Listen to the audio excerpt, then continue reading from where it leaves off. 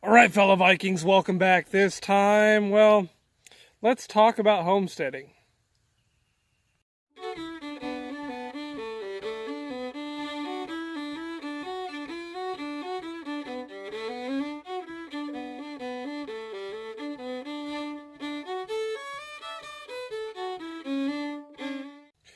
Okay, so I just watched another, I'd say about 3 or 4 different homesteads fail.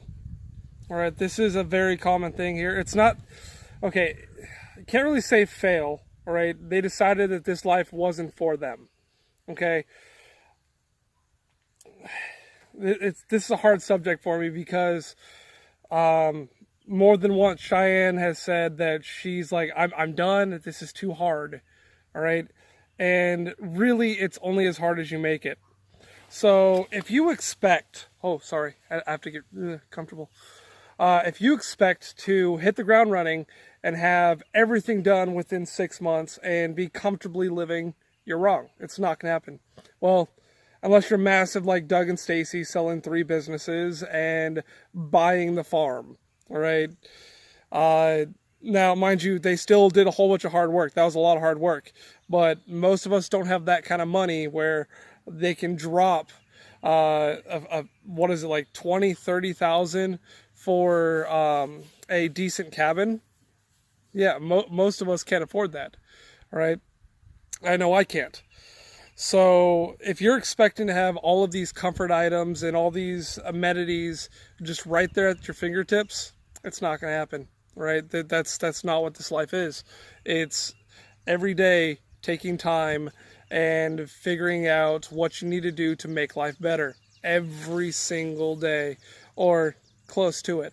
You have to treat this life as if it is your main job.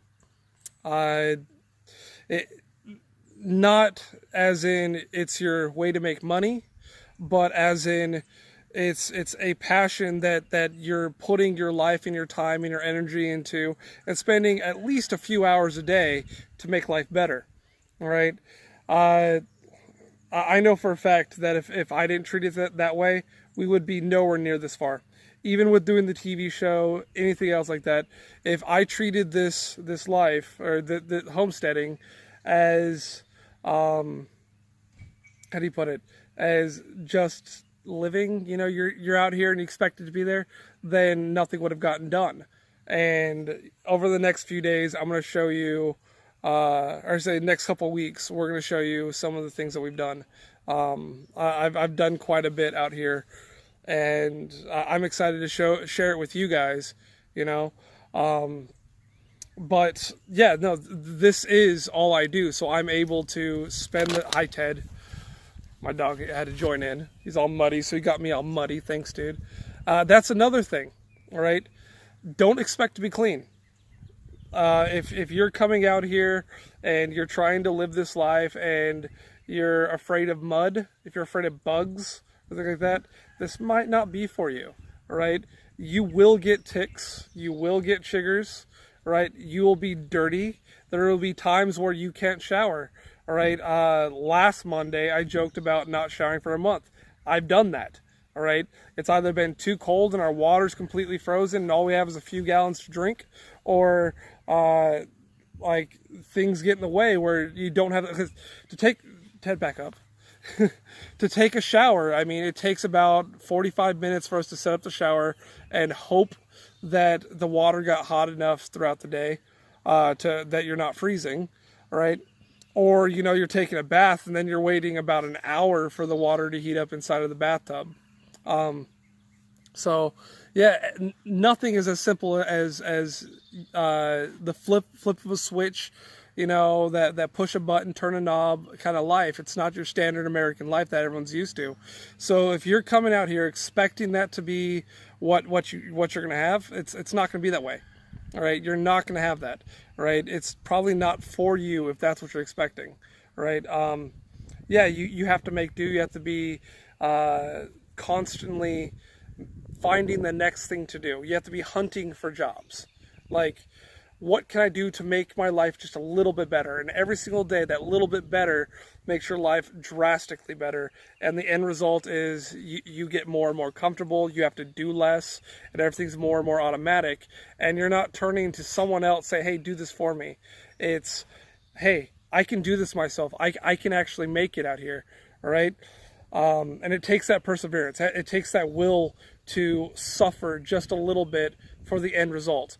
And it's not like it's major trouble, you know, it's not major trauma in the slightest, right? It's, I had to sleep on the floor because, you know, the bed popped, you know, because all we had was a blow-up mattress. Or, oh, my property doesn't have a cabin yet, so I'm going to sleep in the car, right?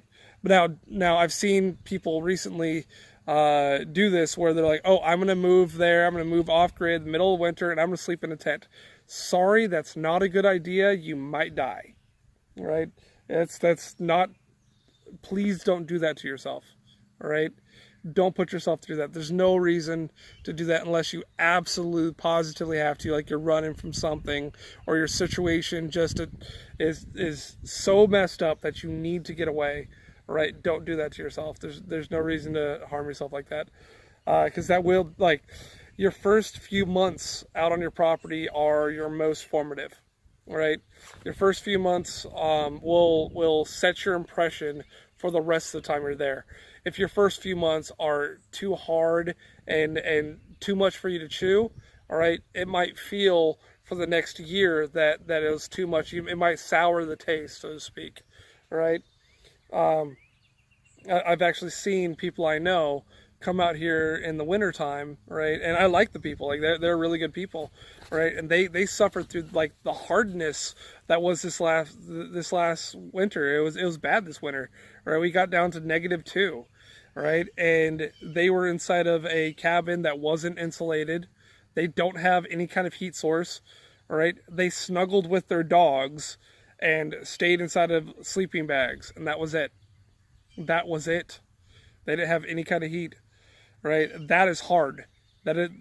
So don't do that to yourself unless you absolutely have to, right? Honestly, at that point, I might have slept in the car and just turned on the heat, you know? But they toughed it out, and then here this week, actually, they're like, I can't take it. I got to bounce. And really, it's because they came in the wrong time. It was just the wrong time. If they would have come this last month, they would have had a little bit of cold. They would have had a little bit of heat. They would have been able to get in the garden like they were planning, and you know, life would have been a bit easier. But they decided to go through the hard part first. You know, instead of preparing all spring, summer, and fall for the harshness that winter can be. Now, winter's bleak. I mean, seasonal depression is a thing, right? So don't set yourself up for failure. That's all I'm saying. I gotta wave at a neighbor. Don't set yourself up for failure.